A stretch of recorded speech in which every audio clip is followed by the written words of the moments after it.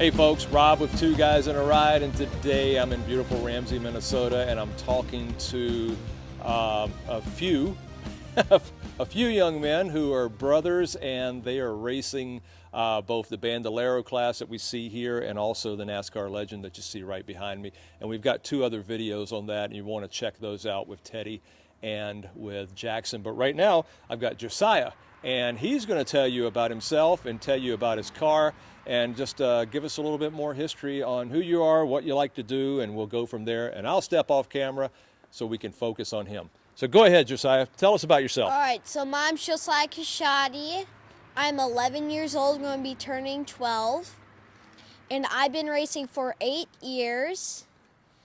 And this is my Bandolero right here. And I've got 2 wins on it.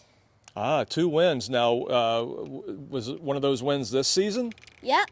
Or both wins were they this season?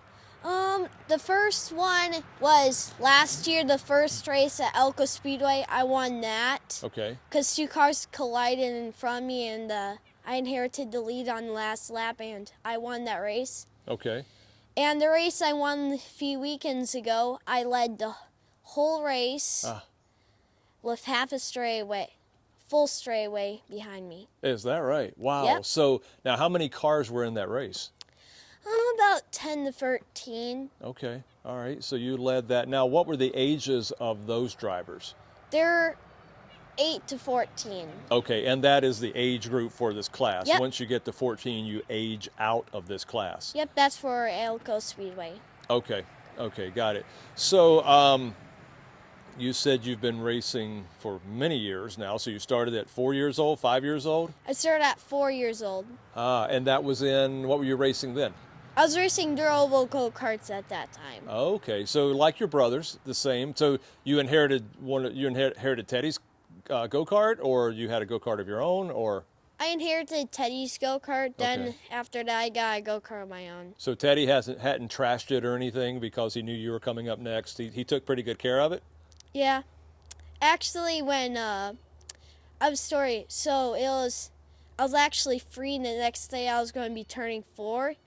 And they had a practice at our nearest racetrack, and so we went there, and Teddy had the red car. He had a red go-kart, and Mom was going to go get the rope, so if something happened, she can pull the spark plug off.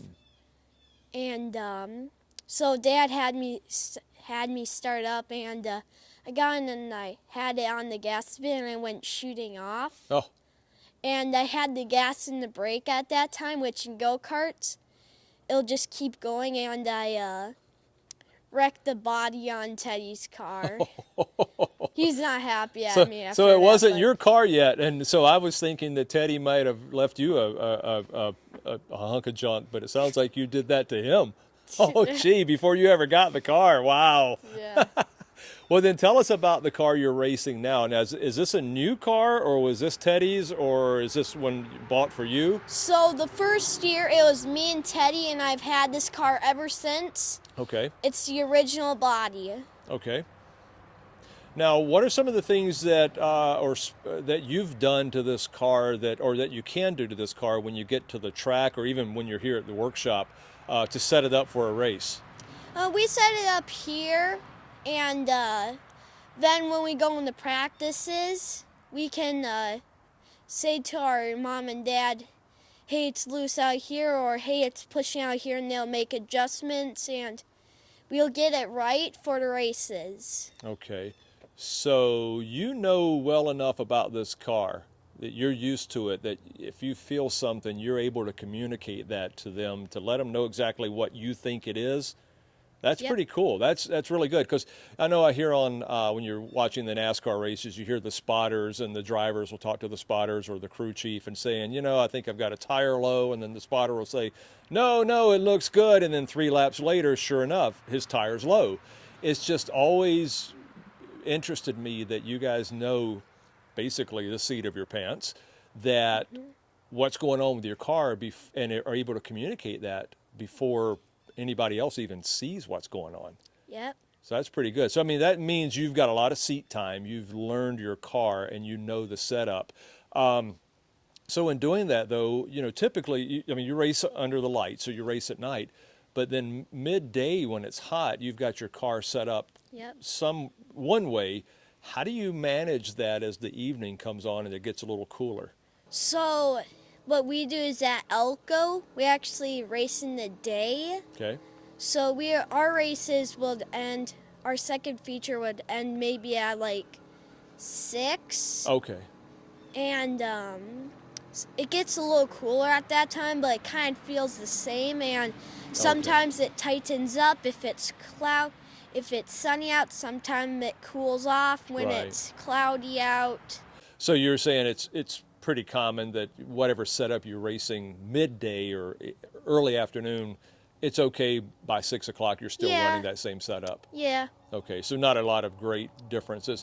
But if it does happen, say if it got cloudy all of a sudden, it's been a hot Or day, rained a bit. or and rained a little then bit. our races were moved a bit. Then we will make adjustments. Okay, what are some of the adjustments you can make?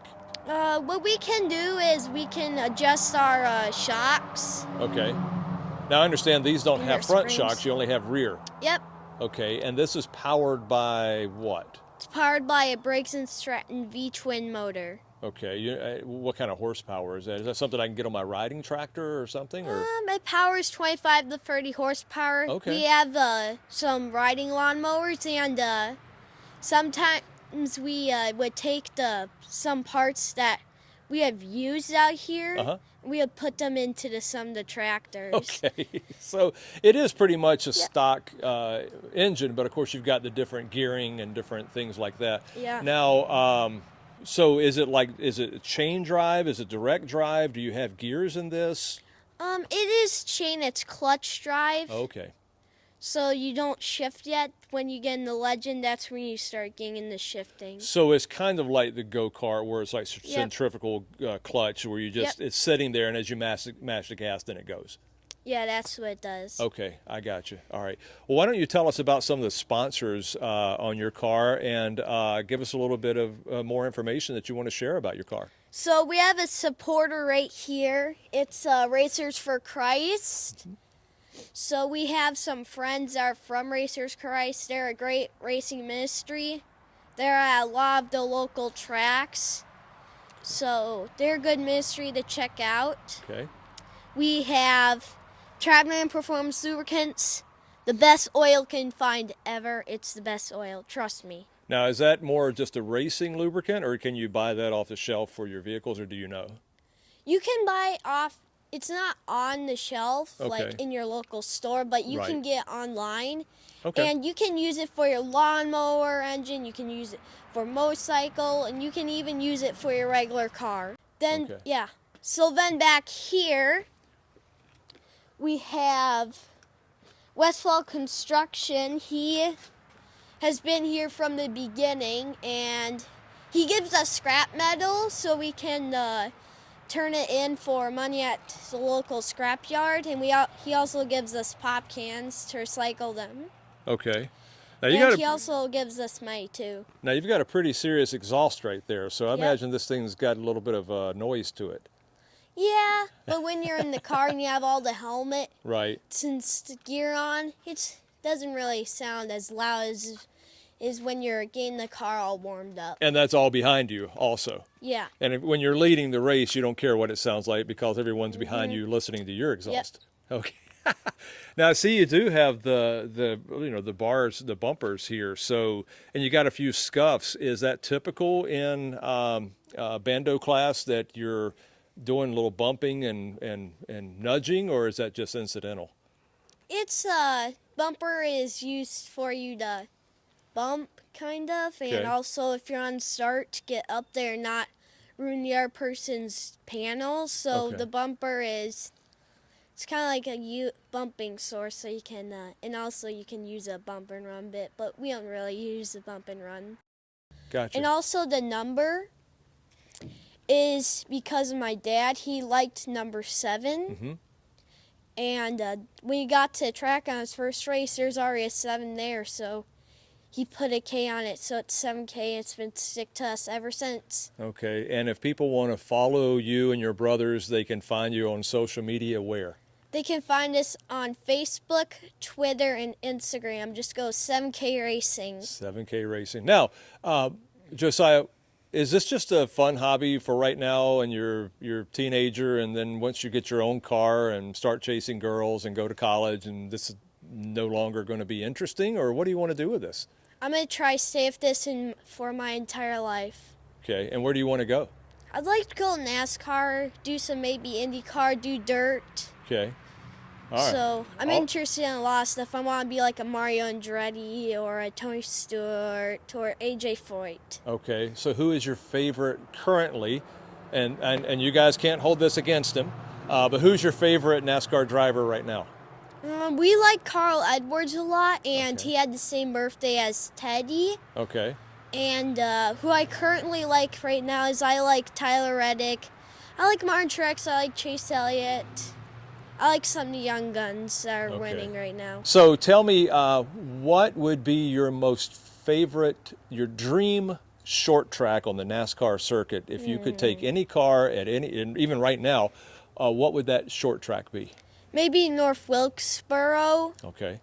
Also, there's some old tracks that are like dirt. I'd like to see some NASCAR go dirt, like maybe Metrolina if they can maybe get that built up again, or Okanichi Speedway. Okay. And then super speedway on the NASCAR circuit. What would be your dream track there to race on? Charlotte Motor Speedway. Charlotte. All right. What do you prefer? Do you prefer short track or super speedway? There's a guy named Rich Bickle. He said if you can master the small tracks, which is like more of a driver thing, then you could get the speedways figured out. Okay. What are some of the drivers that you've had a chance to meet? Any NASCAR drivers or celebrities you've had a chance to meet? I got to meet Rich Bickle, Tom Refner. He used to be a star around the Midwest. Okay. Got to meet Richard Petty, Kyle Petty, Sterling Marlin, Tony Stewart, Kyle Larson. And did you tell all of them Dale that Jr. you're coming after them? That you're going to, that people will one day forget their names and only remember yours? I don't tell them that. No, I think you're too nice of a guy to do that. But folks, I got to tell you, you're going to have to keep up with Josiah here, just like you are with Teddy and Jackson, because they're going to be out on the NASCAR circuit one day. They've got the drive, they got the passion, and they certainly have the talent. And I want to say a shout out to their parents. They really have the support from them as well. And I know this, it takes a lot of time and effort, and it's obviously paying off. Very bright, very talented young men, and you got to keep an eye on them. So Josiah, thank you so much for sharing your time with us today. And thanks, folks. Thanks for watching. Thank you for having me on, Rob. Yeah, you bet. All right. Thanks for watching, folks.